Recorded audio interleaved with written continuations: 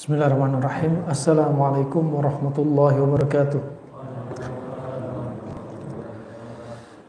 Alhamdulillahi ala ihsani wa syukru lahu ala taufiqihi wa amtinani wa asyhadu an la ilaha illallah wahdahu la syarika lah ta'ziman li sya'ni wa asyhadu anna Muhammadan 'abduhu wa rasuluh ad-da'i ila ridwanih. Amma ba'd. Alhamdulillah, rahman wa rahimakumullah jami'an.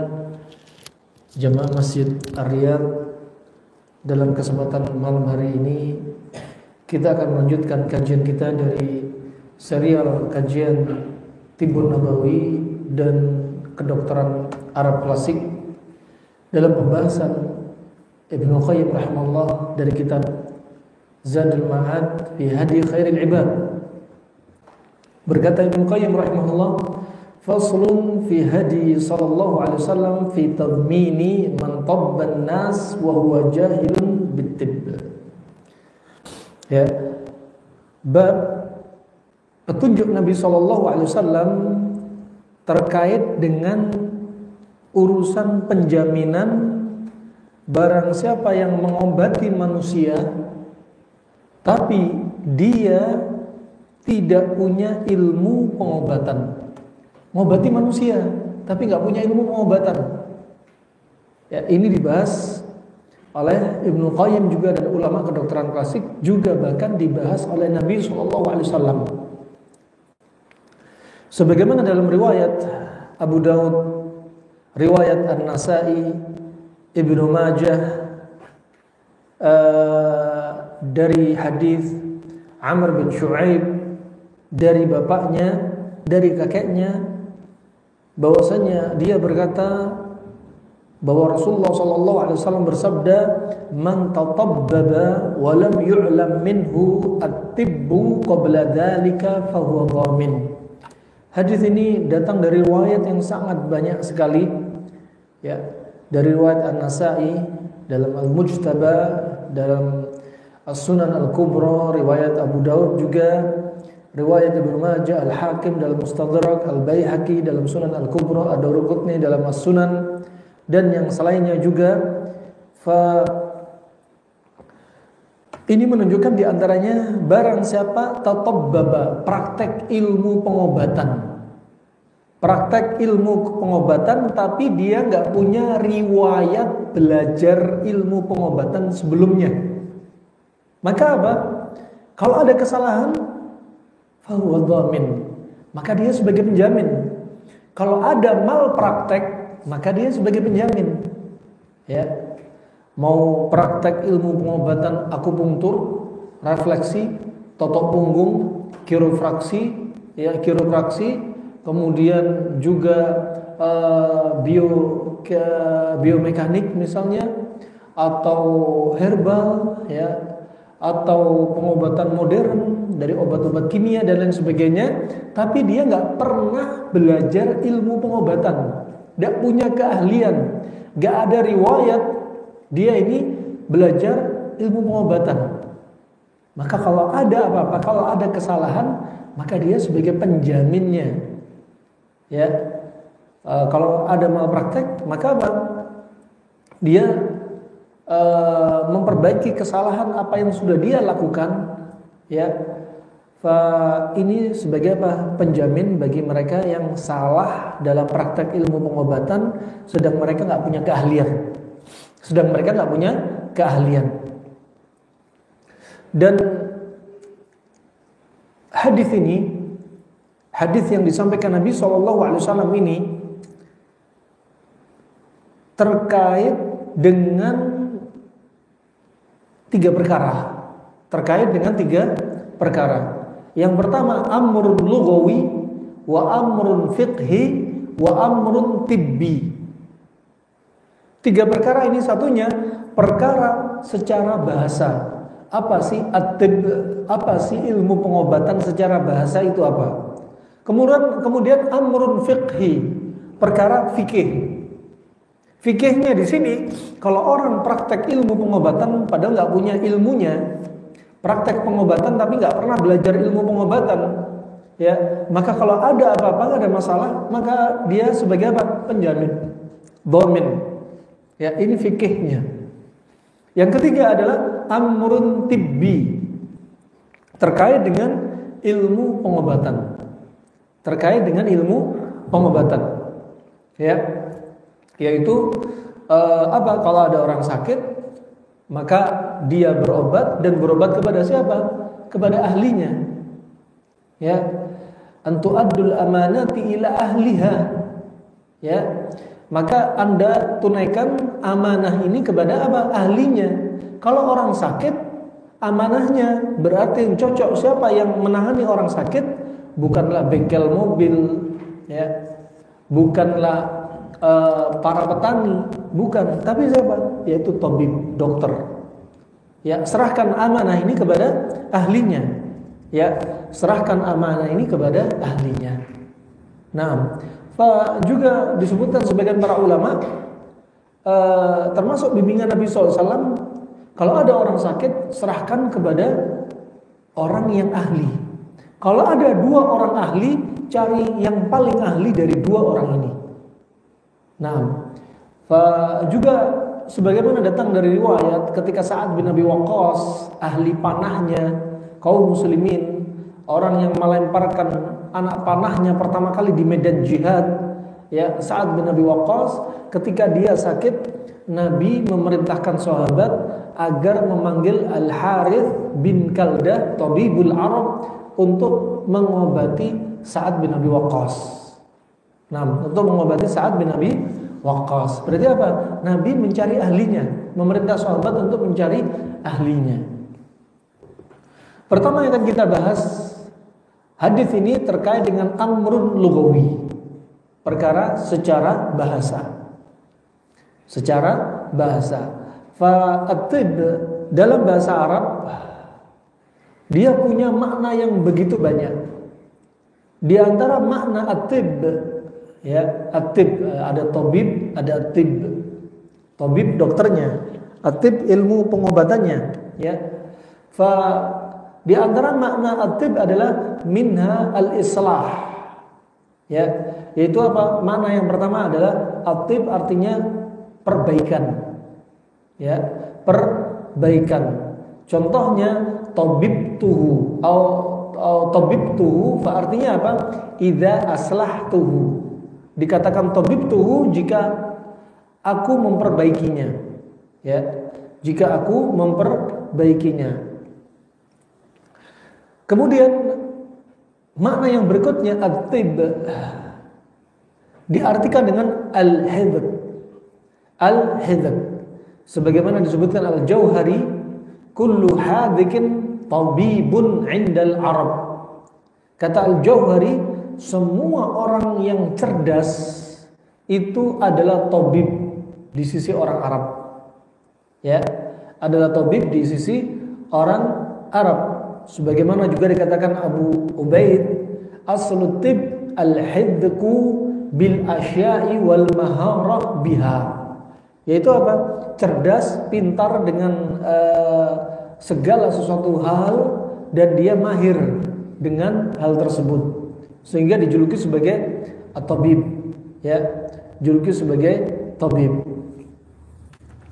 Kemudian juga makna at-tib bisa diartikan al-adah, yaitu kebiasaan. Kebiasaan.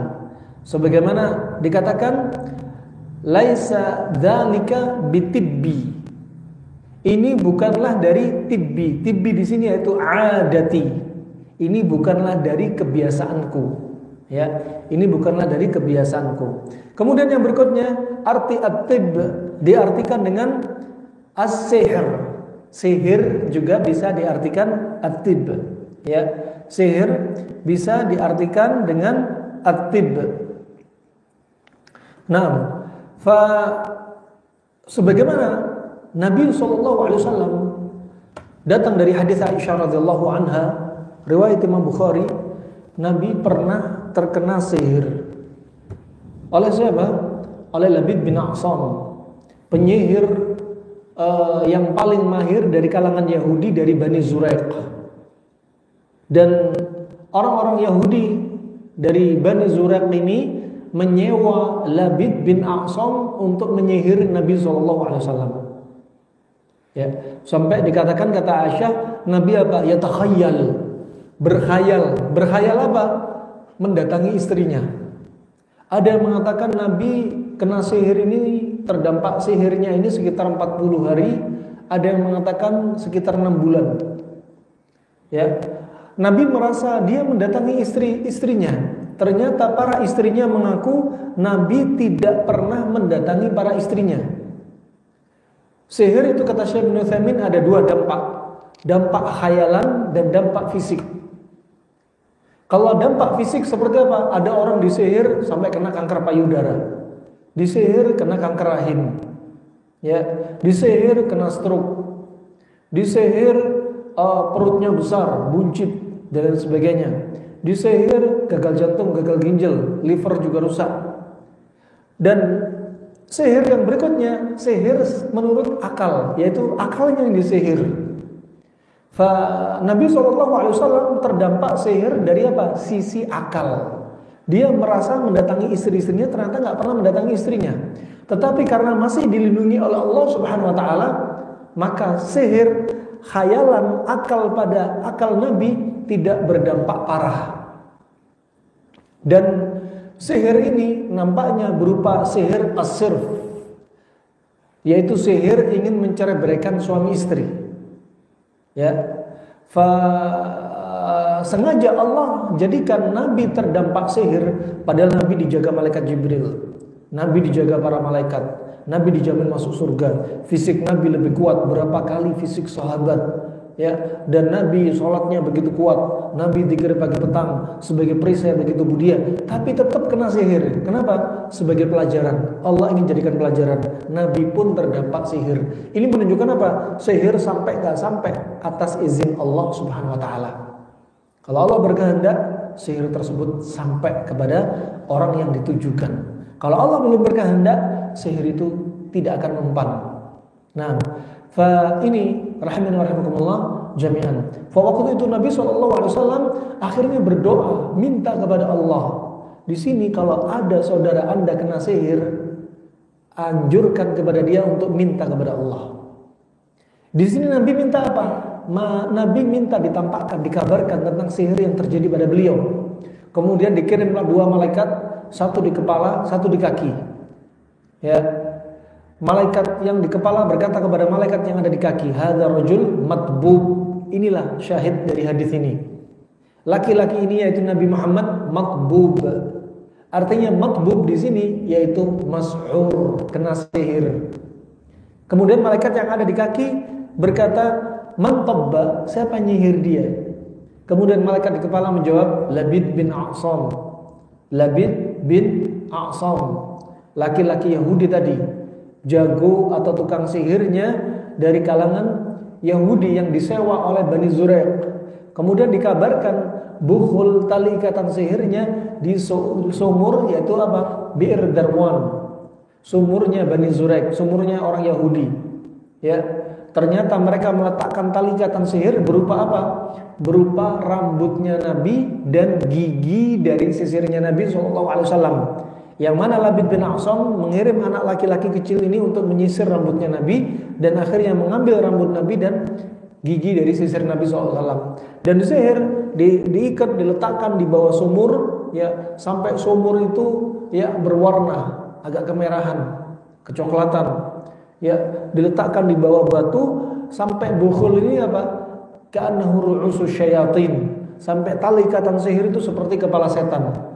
Dan disebutkan Ibnu Katsir rahimahullah, turunlah di sini yaitu surat Al-Falaq dan surat An-Nas. Dan para sahabat membacakan surat ini.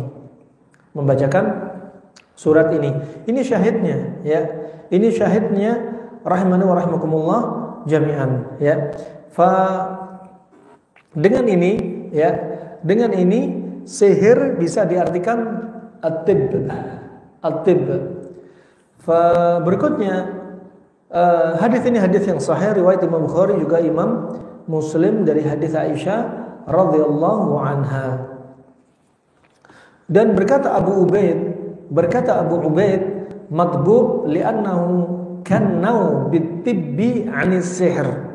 Ya, dikatakan maghbub kenapa? Karena mereka menjuluki at-tib untuk perkara sihir. Ya. Untuk perkara sihir, ya. Makanya seperti kalau kita minum obat, seobat bisa dikatakan sihir. Misalkan ada orang demam minum paracetamol. Dengan paracetamol tiba-tiba efeknya hilang demamnya, contoh. Ya. Maka ini juga dijuluki at-tib, ya, juluki at-tib.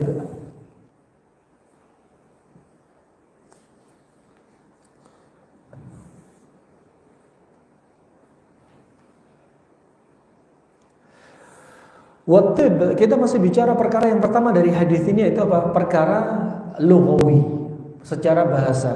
Wattib mutsallatsu at-ta, ya, itu ada tasydidnya, ya. Fal maftuh at-ta, ya, huwa alim bil umur, dia adalah orang yang mempunyai ilmu dengan sekian banyak perkara. Wa kadzalika tabib, begitu pula tabib yuqalu lahu tabba aidha wa tibbu bi kasri ta, ya, tabba tibbu, ya. Adapun tabba itu adalah termasuk apa? Termasuk fi'lut tabib, yaitu perbuatannya dokter yang mengobati. Wa tibbu dengan dhamma adalah isim maudhi', yaitu nama tempatnya. Ya, misalkan seperti apa? Tempat dia berobat misalnya. Wa hadis Nabi sallallahu alaihi wasallam, man tatabbaba ai tidak dikatakan di sini man tabba. Karena ada tambahan tak di sini, ya, memberi makna seperti apa? Pura-pura. Man tatabbaba, seperti diartikan apa? Barang siapa pura-pura jadi dokter atau dokter palsu, pengobat palsu, terapis palsu, herbalis palsu dan lain sebagainya. Ya. Menunjukkan apa? Dia namanya pura-pura atau palsu, menunjukkan dia ini pura-pura jadi pengobat, tapi apa? Tapi dia nggak pernah belajar sebelumnya. Makanya disebutkan Nabi SAW tadi apa?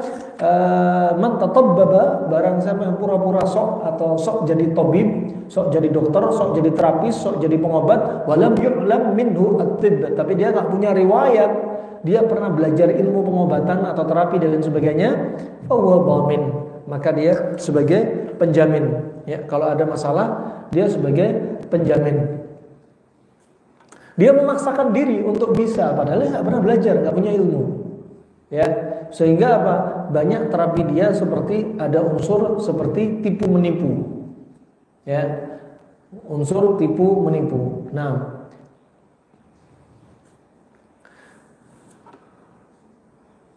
kemudian adapun secara syar'i, tadi secara apa? Tip secara lughawi, secara bahasa. Adapun secara atau menurut syar'i, ya, secara syar'i fa ijabu dhaman 'ala tabib al-jahil, maka ini kewajiban untuk menjamin bagi siapa? Tabib yang jahil, dokter yang enggak punya ilmu. Kenapa? Karena dia sok jadi tabib, sok jadi terapis, ya. Fa idza ta'ata ilmu tib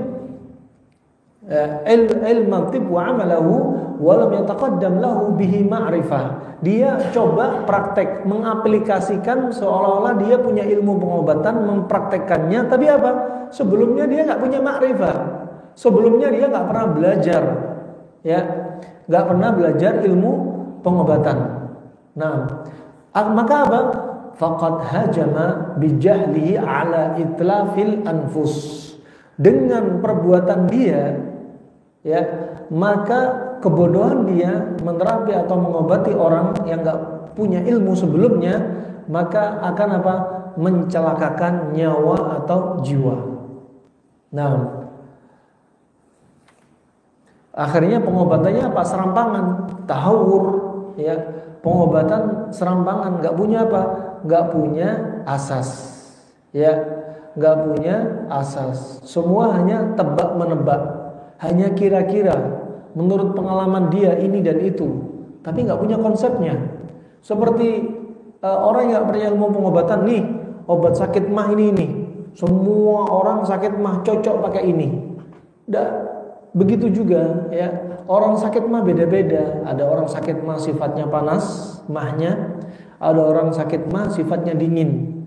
Orang yang sakit mah sifatnya panas biasanya suka makan panas-panas, sehingga lambung dia ikut seperti suasana makanan yang sering dia makan. Berarti apa? Herbalnya lawan dari lambung dia yang panas, yaitu dingin. Dan demikian sebaliknya. Ya, nggak bisa dipukul rata asal-asalan melakukan terapi pada orang yang sakit. Berkata Al-Khattabi, la a'lam khilafan fi anna al-mu'alija idza ta'adda fatalifa al-maridu kana dhamanan atau dhaminan. Ya, kata Al-Khattabi, aku tidak mengetahui ada yang berselisih pendapat bahwasannya orang yang mengobati itu, ya, jika ada malpraktek menyebabkan malapetaka pada orang yang sakit, ada padanya dhaman, jaminan. Artinya apa? Menurut dia sepakat para ulama, nggak ada khilaf di sini. Berarti dia harus menjamin.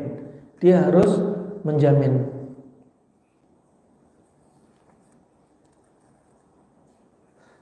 Dan di antaranya, kalau ada masalah atau dihasilkan malapetaka, ya, bisa dia harus membayar dia. Nah, kemudian Ibnu Qayyim berkata, al-aqsamu khamsah. Ya, terkait dengan tabib, terkait dengan ilmu pengobatan, ya, dan terapinya, ya, itu ada 5. Yang pertama, tabibun hadikun a'ta as-sana'a haqqaha, ya, walam tajan yadahu fatawallada min fi'lihi al-ma'dhun fihi min jihati syari' wa min jihati man yatubbuhu talaful adwi aw nafsi. Kata beliau, pertama ada tabibul hadik, dokter yang cerdas. Ya, dokter yang cerdas memang praktek sesuai dengan ilmunya. Ya, praktek sesuai dengan ilmunya. Maka yang seperti ini apa? Syariat mengizinkan. Ya, syariat mengizinkan dia melakukan sesuai dengan keahlian dia, sesuai dengan keahlian dia. Kalau memang dia sudah melakukan sesuai keahlian dia, kalau terjadi sesuatu di luar prasangka, ya, di luar perkiraan, maka apa? Fahadza la dhaman alaihi ittifaqan, maka enggak ada jaminan bagi dia. Ini ada dokter misalkan spesialis, sudah pinter, terkenal pinternya. Qadarullah masyafal, ketika itu ada pasien meninggal ketika dioperasi, ya memang sudah meninggal. Dan dia punya keahlian, memang sudah ahli, sudah terkenal, pinter di bidangnya. Qadarullah meninggal tanpa ada rencana, tanpa ada unsur kesengajaan. Kalau meninggal apa? La dhamana alaihi ittifaqan. Enggak ada jaminan bagi dokter yang seperti ini. Ya, mau dokter terapis atau lain atau semisalnya. Nah, atau semisalnya. Nah, ini yang pertama. Kemudian kita singkat ya, karena pembahasan sangat panjang sekali yang disampaikan Ibnu Qayyim rahimahullah. Kemudian al-qismu tsani, bagian yang kedua. Mutatabbibun jahil basharat yaduhu man yatubbuhu fatalifa bihi fahadha in ulima al-majniyu alaihi annahu jahil la ilma lahu wa udhina lahu fi tibbihi lam yadman, ya, lam yadman wala tukhalif hadhihi surah zahirul hadis fa inna siyaq wa quwwatal kalam yadullu ala anna gharra al-alil wa awhamahu annahu tabib laisa kadzalik wa in dhanna al-maridu annahu tabib wa adina lahu fi at-tibbi li ajli ma'rifati dhamina at-tabib ma jannat yadahu wa kadzalika in wusifa lahu dawa yasta'miluhu wal 'alilu yadhunnu annahu waswahu li ma'rifatihi wa hidkihi fatalifa bihi dhamanahu wal hadits zahir fihi aw sarih. Ya, fa di sini diantaranya mutatabbib jahil, orang yang pura-pura jadi tabib, jadi pengobat, jadi dokter, jadi terapis, tapi dia jahil. Ya, dia jahil. Nah, fa yang seperti ini jika terjadi kesalahan atau malpraktek, ya, kesalahan malpraktek, ya, in ulima dan diketahui orang ini, ya, bahwasanya dia jahil dan nggak punya ilmu, jahil dan dia nggak punya ilmu, sebelumnya nggak ada ilmu sama sekali, nggak punya ilmu pengobatan, ya, dan akan tetapi apa? Dia diizinkan untuk mengobati.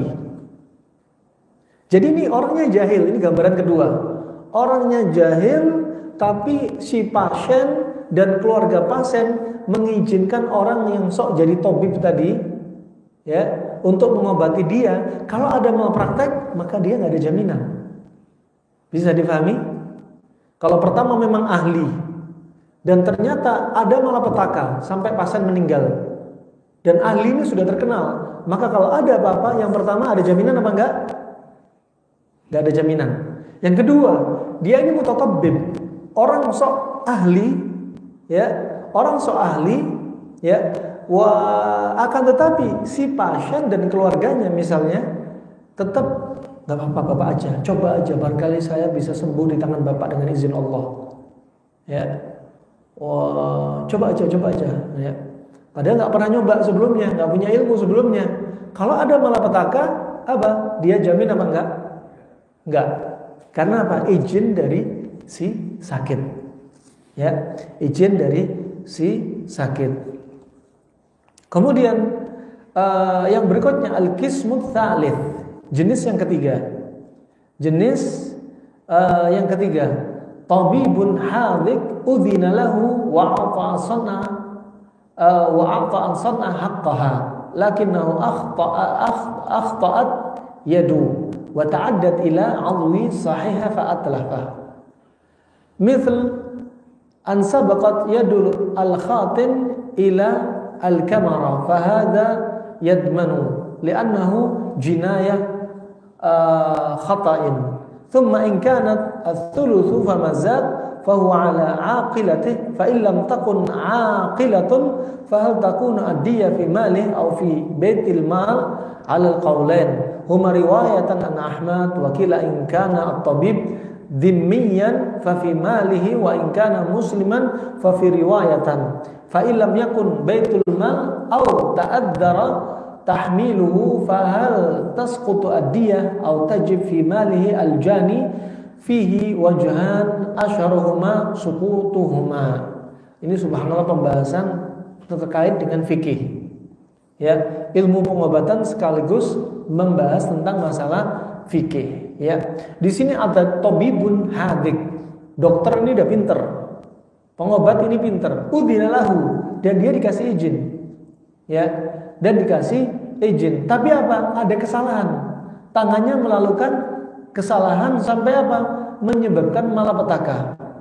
Ya, menyebabkan malapetaka. Katakan misalkan sedang melakukan khitan, kemudian ada masalah. Seperti apa? Permisi, khitan, ya, gland penisnya, kepala penisnya kena potong, dan ini sering terjadi. Ya, kita lanjutkan setelah adzan insyaallah.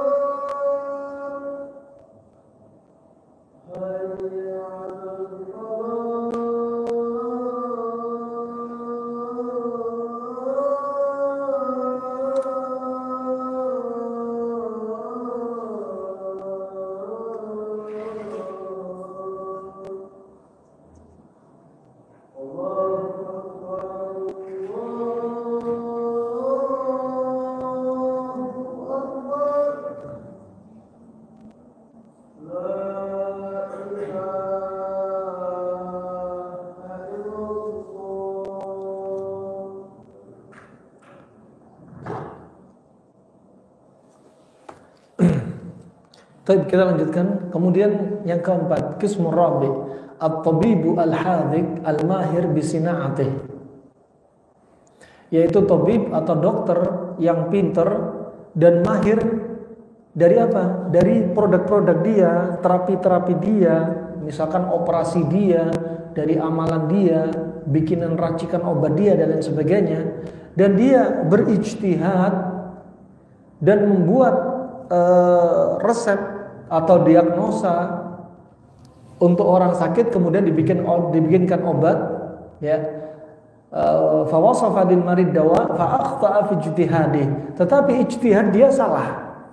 Ijtihad dokter ini salah. Dia mahir berijtihad obat ini cocok dengan penyakit yang ada pada si pasien ini. Tetapi ijtihad dia salah sampai menyebabkan si pasien meninggal. Ya, fahada yukharraju ala riwayatain. Ini maka apa? Ada dua riwayat, di antaranya apa? Ihdahuma anna diyatal marid fi baitil mal. Dia untuk orang sakit dari apa? Baitil mal. Siapa yang bayar? Katakan pemerintah. Ya, dari baitul mal. Ya. Wa tsaniyah, riwayat kedua, annaha ala aqilatit tabib. Waqad nassa 'alaihima al-Imam Ahmad fi khata'i al-Imam wal Hakim. Dan pendapat yang kedua, tetap yang bayar dia bukan dari baitul mal tapi tabib itu sendiri, walaupun dia mahir. Dan ini telah dinaskan oleh Imam Ahmad, ya, tentang kesalahan dokter yang sudah mahir dan berijtihad, ya. Sebagaimana apa? Sebagai salahnya imam atau hakim. Ya, hakim, ya, idza ijtahada, dan dia berijtihad, jika dia benar, ya, maka dia punya dua pahala. Ya, falahu ajran. Kalau ijtihadnya salah, falahu ajr wahid. Ya, maka dia punya apa? Satu pahala, sebagaimana hadis Amr bin al-As. Ya, ini rahimani wa rahimakumullah jami'an. Kemudian al-qismul khamis. Kemudian yang kelima, tabibun hadhiq, dokternya ini mahir, a'tasan ata haqqaha, ya, fa qata'a sil'atun, ya, fa qata'a sil'atun, yaitu apa? Disebutkan dalam al-wajiz, ya, maksudnya apa di sini? Ada seperti organ yang jadi masalah, ya, organ yang tercacati gara-gara apa?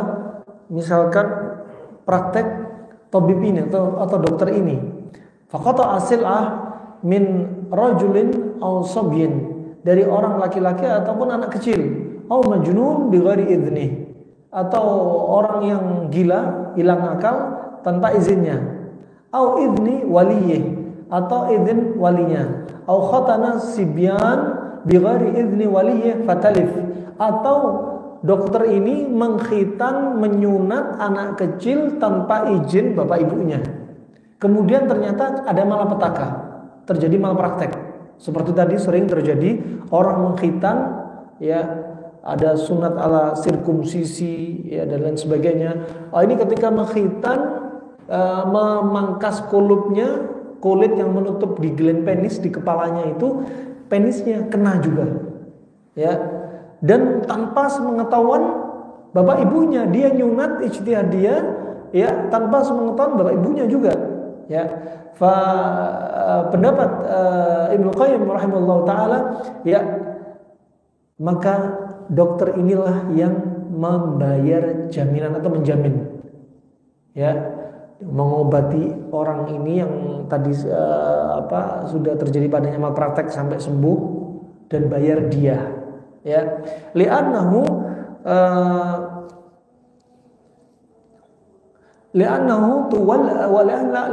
tawalladu min fi'li ghairi ma'dhun fi. Kenapa? Karena ini disebabkan dari perbuatan yang enggak dapat izin. Dari perbuatan yang enggak dapat izin. Nah, seperti walinya sobi, walinya anak kecil, atau walinya orang majnun, anak kecil belum berakal disunat, atau orang gila ya, enggak izin bapak ibunya, atau anak kecil belum punya akal disunat iya aja dan enggak izin bapak ibunya. Maka kalau ada apa-apa, dokterlah yang menjamin kalau ada malpraktek. Nah, ini juga berarti termasuk apa? Ilmu fikih. Nah, kemudian pembahasan Ibnu Qayyim yang menarik di sini juga bahwasanya tabib al-hadhiq, seorang tabib yang pinter, dokter yang pinter, terapis yang pinter, herbalis yang pinter misalnya, huwa alladhi yura'i fi ilajihi 20 amran. Dia yang betul-betul memperhatikan apa? Tentang pengobatannya kepada si pasien dengan 20 perkara yang perlu diperhatikan. Yang pertama, an-nadhar fi nu'il marad min ayyil amrad huwa. Yang pertama, diperhatikan, dilihat, diteliti, dianamnesa jenisnya penyakit, dan ini penyakitnya penyakit apa? Itu satu. Yang kedua, an-nadhar fi sababihi min ayyi syai'in hadath wal 'illatu fa'ilatu allati kanat sababa huduthihi mahi. Yang kedua adalah menganalisa atau melihat sebabnya. Dari apa ini bisa terjadi? Kok bisa terjadi? Penyakitnya apa? Kemudian dilihat sebabnya. Misalkan sebabnya, ini penyakitnya kayaknya pengentalan darah, ada kencing manis, ada kolesterol. Ya. Kemudian dilihat sebabnya. Sebabnya apa? Ternyata si klien ini, orang yang sakit ini kebiasaannya apa? Banyak makan nasi, banyak makan gula, makanan sifatnya manis pekat, kurang minum air, kurang sayuran, kurang buah. Diteliti. Kemudian yang ketiga, ats-tsalits quwwatul marid. Quwwatul marid. Wa hal hiya muqawamatu lil marad ya au ad'afu min, fa in kanat muqawamatan lil marad mustadhiratan alaih tarakaha wal marad walam yuharrik bid-dawa sakinan. Dilihat, kalau ternyata orang yang sakit itu kuat, kekebalan tubuhnya masih kuat, self defense-nya masih kuat, ya, masih dia aktivitasnya masih oke, nutrisi masih oke, tubuh masih segar dan lain sebagainya. Dilihat, maka apa? Obat nanti akan pengaruh. Kalau orang masih kuat, nggak usah dikasih obat yang kuat-kuat, dosis tinggi dan lain sebagainya. Kalau tubuhnya masih kuat, kasih obat sedikit saja. Nah, ini yang perlu diperhatikan. Ada sebaliknya, subhanallah, orang yang salah kaprah dalam menterapi. Ada orang sudah tubuhnya kurus, kering, lemes, katakan seperti kena TBC, udah kering, ya, dikasih obat antibiotik keras-keras, dikasih herbal yang keras-keras, sedangkan dia lemes, tidak kuat. Salah. Untuk konsumsi herbal, untuk konsumsi obat kimia, untuk dilakukan terapi, itu butuh fisik yang kuat juga, muqawamah dari tubuh. Sebelum Anda kasih orang yang lemes ini dengan obat, mau obat kimia, mau obat herbal, sebelum dikasih obat yang kuat, kasih dia tonik dulu. Tubuhnya dikasih penguat dulu. Setelah tubuhnya sudah kuat, nih baru kasih obat yang kuat. Sehingga apa? Ada muqawamah. Ya, ada muqawamah. Kemudian yang keempat, mizajul badani at-tabi'i mahu. Lihat mizajul badani. Lihat kondisinya tubuh. Ada penyakit apa? Panas, kering, dingin, lembab, perlu diperhatikan.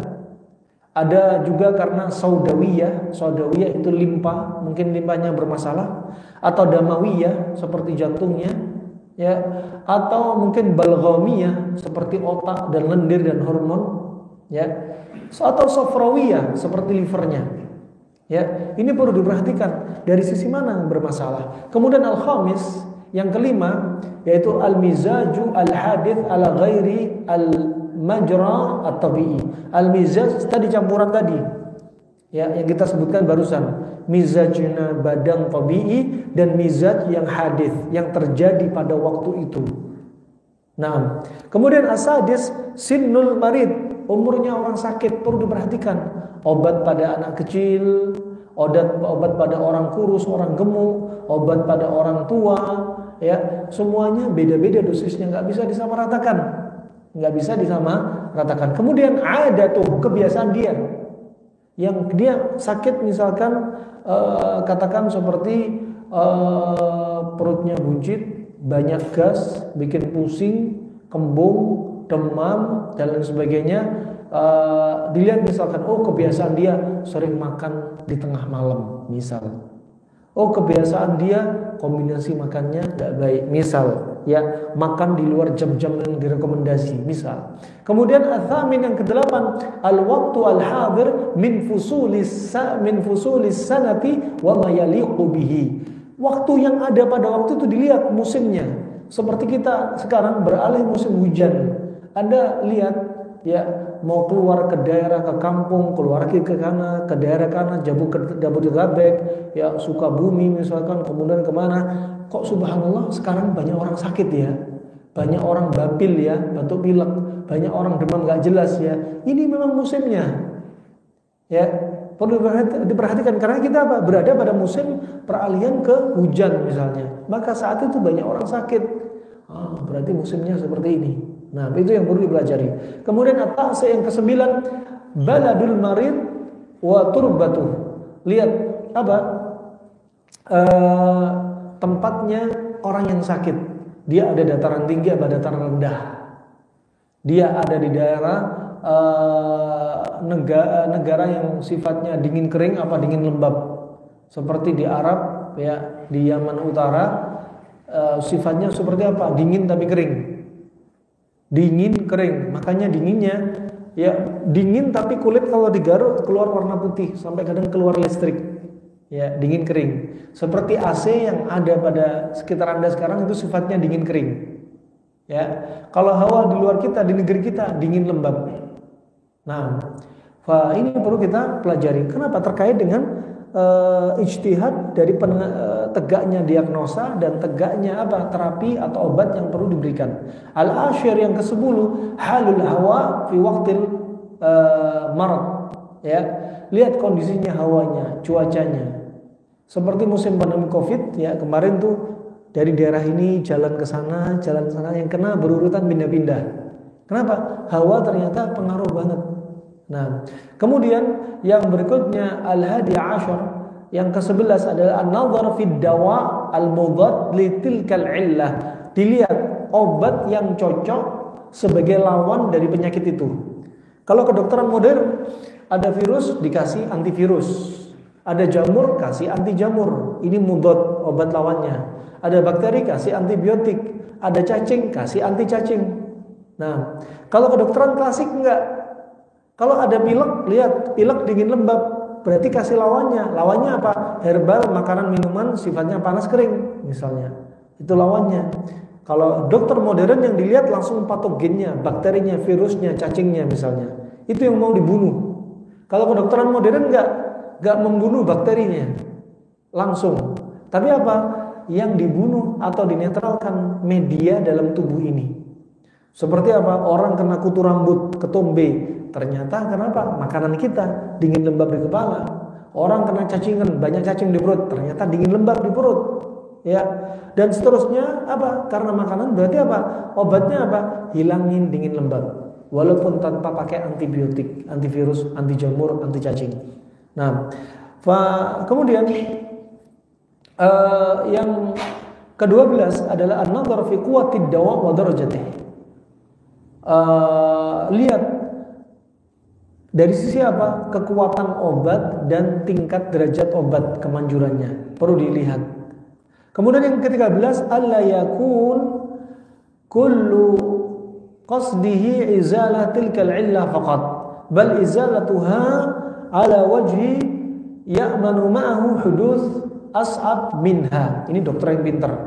Dia lihat bahwasanya yang dimaukan dari pengobatan ini bukan hanya sekedar yang penting penyakitnya hilang, tapi yang perlu dia pikirkan apa? Hilang penyakit itu tapi aman, nggak ada efek samping. Ini dokter yang pintar. Bukan ngasih obat darah tinggi, asmanya kambuh. Ngasih obat asma, darah tingginya kambuh. Ya, ngasih obat rematik, mahnya kambuh. Nah, bukan. Tapi lihat, dikasih obat, tapi apa? Nggak ada efek samping.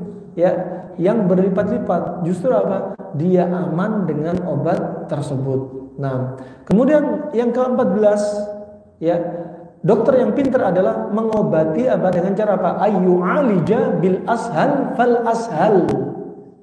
Diobati dengan cara yang efektif, efisien. Mana yang cocok? Tanpa banyak obat, sedikit obat, tapi dengan izin Allah sembuh. Gak harus Masya Allah beli obat satu kantong plastik, minum sebelum makan, setelah makan, sebelum tidur. Masya Allah. Gak perlu, cukup obat sedikit, tapi apa? Manjur. Contoh ketika kondisi COVID, ya, contohnya COVID, dingin lembab, kasih panas kering, udah kasih kustul hindi. Alhamdulillah 2 hari 3 hari dengan izin Allah sembuh.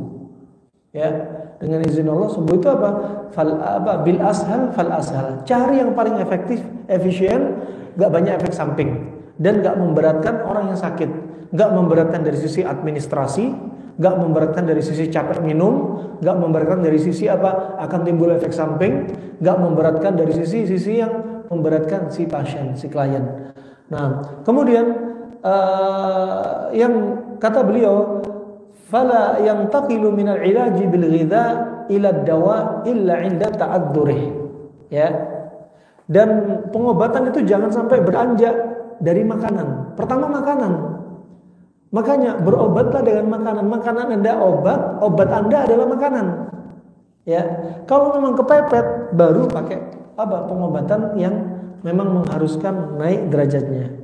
Nah, kemudian wala yantaqilu ila dawa al-murakkab illa 'inda ta'adzuri dawa al-basit. Jangan sampai pakai obat yang majmu'. Wah, ini ada temulawak, ada jahe, ada temu putih, ada kunyit, ada habatus sauda. Gak usah banyak-banyak, kata Ibnu Qayyim. Selama bisa pakai satu penyakit satu obat, gunakan satu penyakit satu obat. Seperti nyeri pinggang, Nabi hanya pakai ekor kambing. Satu-satu. Gak perlu ekor kambing, kasih merica, kasih jahe, kemudian dikasih macam-macam. Enggak, ekor kambing. Satu penyakit satu obat. Nah, dan baru dipakai, digunakan obat ya beraneka ragam, ditambahi susunan ini, campuran itu. Kenapa? Kalau sudah diperlukan. Ya, makanya orang-orang Badu di masa silam satu penyakit satu obat. Kenapa? Karena makanan orang silam nggak terlalu banyak variasi. Adapun makanan di zaman kita kadang perlu obat mengkombinasi beberapa jenis tanaman. Kenapa? Karena di zaman kita banyak orang yang konsumsi makan minuman instan. Nggak seperti orang di masa silam. Makanya orang masa silam pengobatannya lebih mudah. Kenapa? Makanannya nggak banyak variasi yang masuk dalam perut mereka. Kemudian yang ke-15, ayyandura fil illati hal hiya mimma yumkinu ilajuha aw la. Yang ke-15 dilihat kira-kira penyakit ini memungkinkan untuk bisa sembuh apa enggak. Ya, itu perlu diperhatikan. Memungkinkan masih bisa diobatin apa enggak. Nah, parahnya, derajat keparahannya seperti apa perlu diperhatikan. Kemudian kalau kondisi seperti ini, kalau misalkan ada musibah massal, ya semua atas kehendak Allah. Pernah kami dapati waktu itu ada orang-orang yang sakit, ini sakit dicari, namanya massal, maka para dokter harus memilih mana yang potensi hidupnya lebih tinggi. Kenapa? Dokternya, perawatnya, tenaganya sedikit, korban massalnya banyak. Maka kriteria yang diambil, cari korban yang harapan hidupnya paling besar. Oh, ini masih bisa diselamatin. Oh, yang sono kepalanya, otaknya sampai keluar. Oh, yang ini yang otak kepala keluar, jangan dulu. Mending cari yang harapan hidupnya lebih banyak. Ternyata yang ditolong tadi yang nampaknya harapan hidupnya lebih banyak meninggal, yang otaknya udah keluar masih hidup sampai detik ini. Nah, apa? Tentunya semua atas izin Allah. Tapi hitung-hitungan manusia dicari mana yang paling memungkinkan ya untuk jadi prioritas. Nah, kemudian yang ke-16, jangan sampai apa Allah ya ta'arrad ya lil khalt qabla nujjihi bistifraq bal biqasdi indajihi fa idza tamma nujjuhu ba'dara ila istifraghihi. Seperti apa?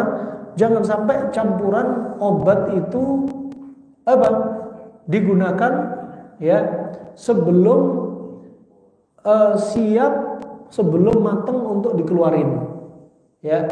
Tapi justru matengin dulu ya. Seperti kalau ada orang demam sakit, itu sebenarnya bioritme tubuh untuk mematangkan unsur-unsur dalam tubuh yang lembab dibikin panas ya.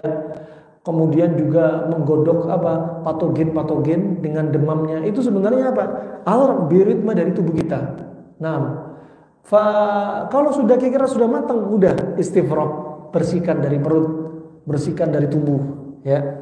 Kemudian as-sabi asyara ya, yang ke-17, hendaknya dokter yang pintar dia harus punya